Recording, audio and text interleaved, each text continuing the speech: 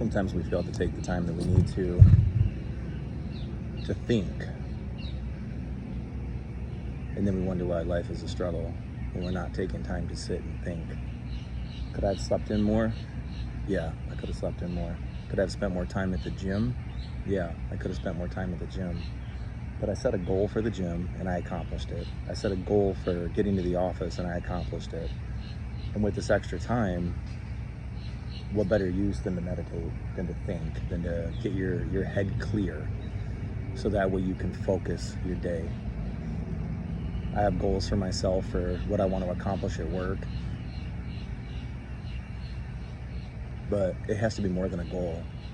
It has to be something that you've given time to really analyze it. When I was doing trees, I was an arborist for a very long time, and I've never had any major injuries where a lot of guys have.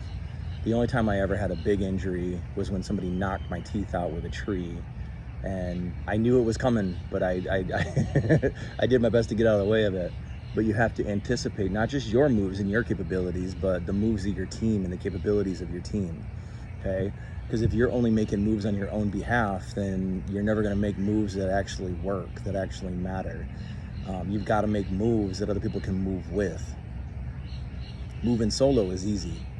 It's so easy to move solo. But then again, it's not. You make those solo moves, you hit a ceiling. Okay, you hit a ceiling where you can only do what you can only do on just you. Now, what does that mean? What that means is, it doesn't matter what you're working with, okay? Picture this, picture a person who's, using a horse, and they're using this horse to plant their field. Okay, the old plow that they would strap to the back of it and they would drag it, and as they drug it, it would split the ground, and then they'd put a cart to it to bring the seed out. Well, let's say that one horse by itself could drag or haul 1,000 pounds. Well, there's an old story that says that you take that same horse with that same power and you match it to its twin, and combined, they can pull 10,000 pounds. And the problem is that by ourselves, we try to pull that 10,000 pounds alone, okay? And that false humility, that pride, that ego, it ends up breaking us, okay? And then we feel like a failure, not because we failed, but because we didn't focus on our own actual potential. We didn't focus on what was realistic and set ourselves up for failure, okay? Stop setting yourself up for failure.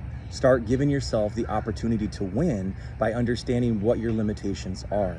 And sometimes we don't know what they are because we don't take time to think about what they are, okay? So take time to think about your limitations, and then think about the limitations of those around you, okay? Establish goals that are reasonable for not just you, but for your whole team.